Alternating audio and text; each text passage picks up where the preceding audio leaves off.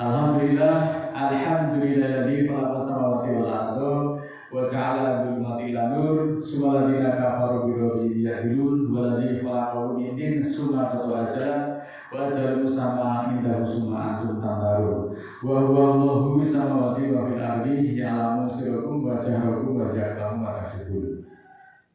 Asyhadu an la ilaha illallah wahdahu la syarika lah, innahu huwa ilahul wahid. Allahu la ilaha illa huwa rabbul arsyil azim. Allahu la ilaha illa huwal hayyul qayyum. Allahu la ilaha illa huwa rahmanur rahim. Puji-pujian hanya untuk Allah satu-satunya yang menciptakan samawat dan bumi, dan Allah jadikan siang dan malam. Kemudian orang-orang kafir menentukan hukum pada Tuhan mereka. Saudara yang dimuliakan Allah, marilah kita awali majelis yang mulia ini dengan menjadikan puja dan syukur kepada Allah, dan marilah kita lanjutkan tadabbur kita. Dalam berbagai kesempatan saya sudah sering menyampaikan bahwa semenjak Allah menciptakan manusia itu telah dibarengi dengan petunjuk-petunjuknya yang merupakan ketentuan hukum yang harus ditaati, dipatuhi serta dilaksanakan oleh seluruh umatnya.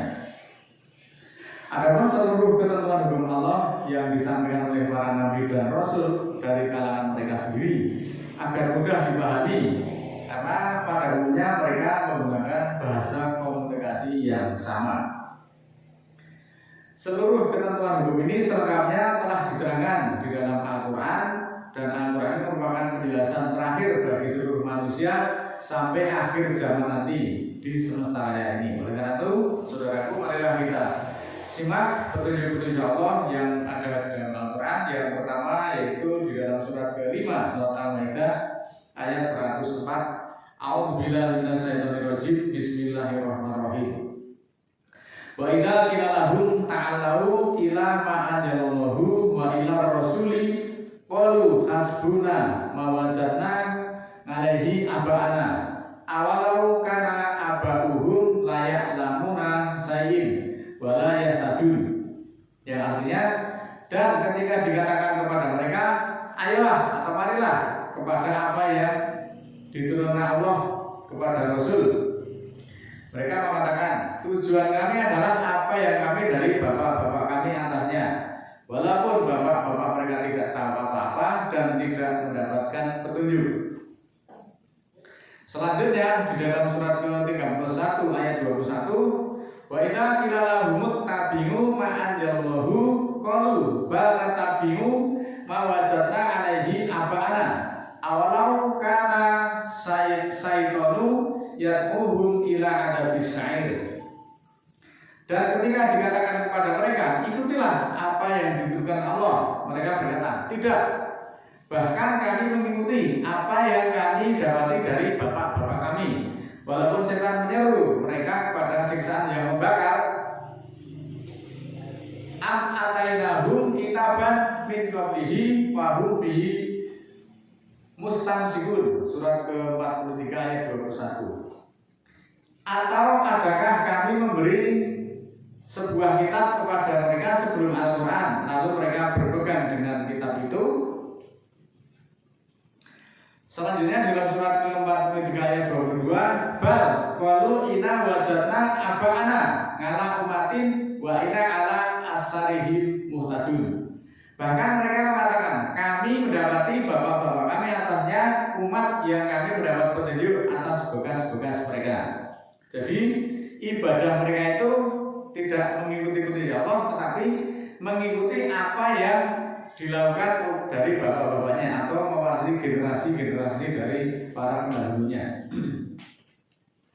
Bahkan dalika ma'arsana min qablika fi qaryatin minan nadirin ila qala mutrafuha inna wajadna abana ngala umatin wa inna ala asarihim muqtadun. Surat 43 ayat 23.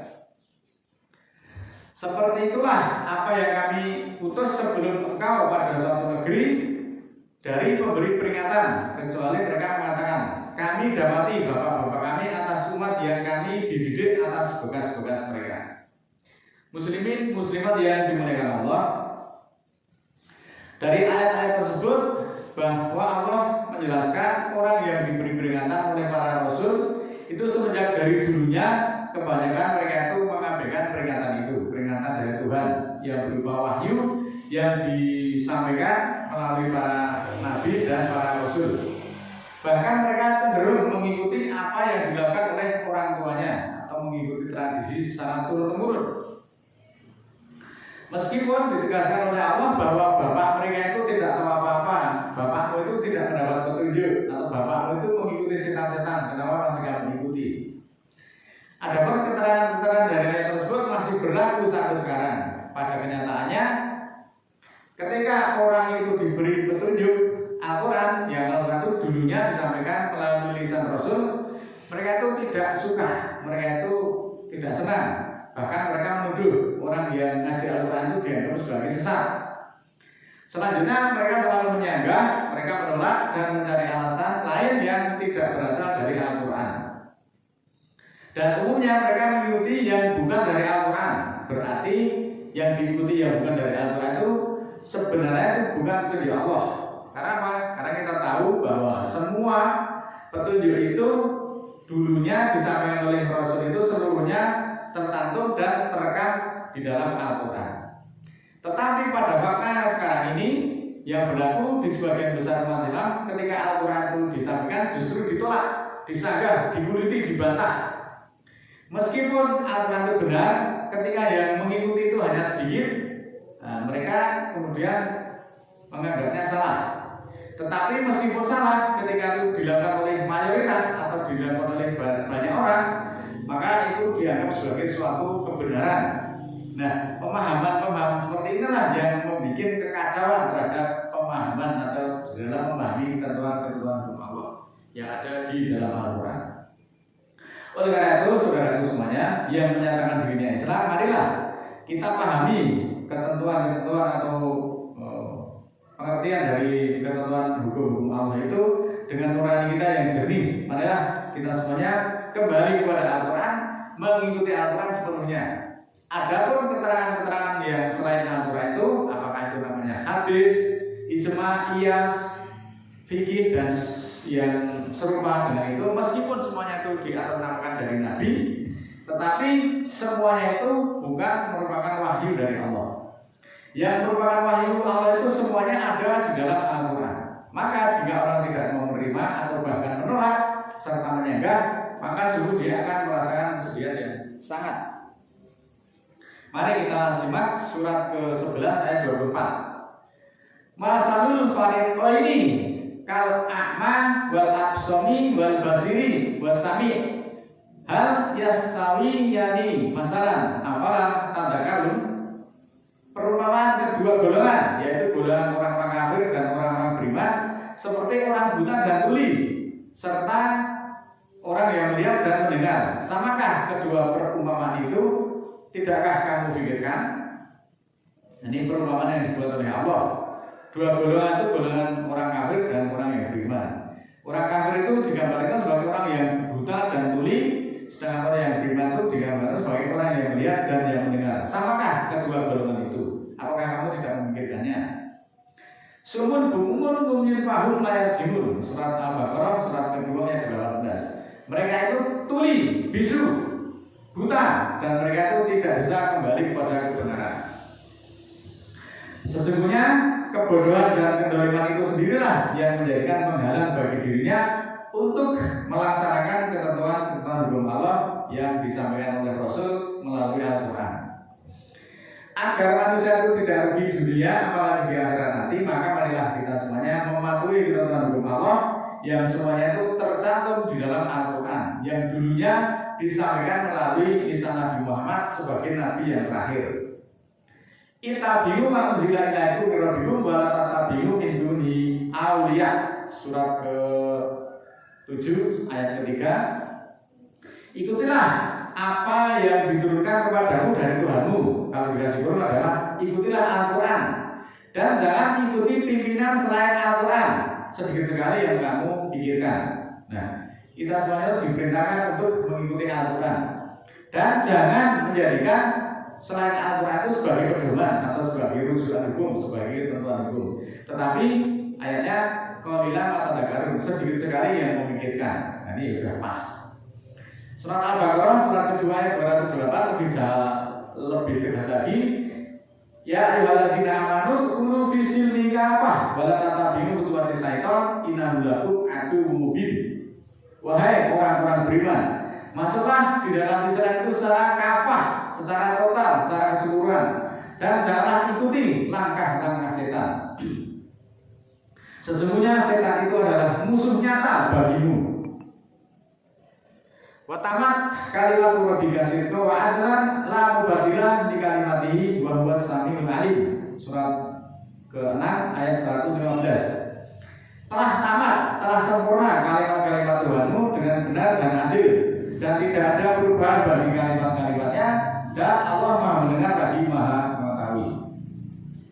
Saudaraku yang dimuliakan Allah, di dalam mengikuti ketentuan hukum Allah itu tidak boleh hanya sepotong-sepotong atau sebagian-sebagian, apalagi dipilih-pilih. Artinya yang disukai itu dipercaya, kemudian yang tidak disukai ayat atau yang tidak cocok kemudian ditolak atau dibantah. Tidak demikian, semuanya harus dilakukan secara keseluruhan, secara total, secara kafah hukum-hukum Allah itu.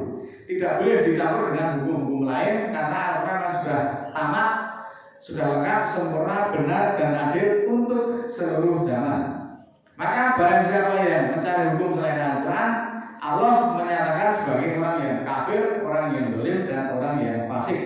Hal ini dicantumkan di dalam surat ke-5 surat Al-Maidah ayat 44, 45, dan 47. Wa man lam yahkum bima anzalallahu fa ulaika humul kafirun wa man lam yahkum bima anzalallahu fa ulaika humul dzalimun wa man lam yahkum bima anzalallahu fa ulaika humul fasiqun.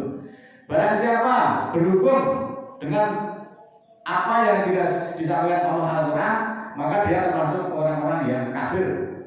Barang siapa berhukum tidak dengan apa yang Allah turunkan, maka dia termasuk orang-orang yang zalim. Dan barang siapa yang tidak berhukum dengan apa yang Allah turunkan, maka dia termasuk orang-orang yang fasik.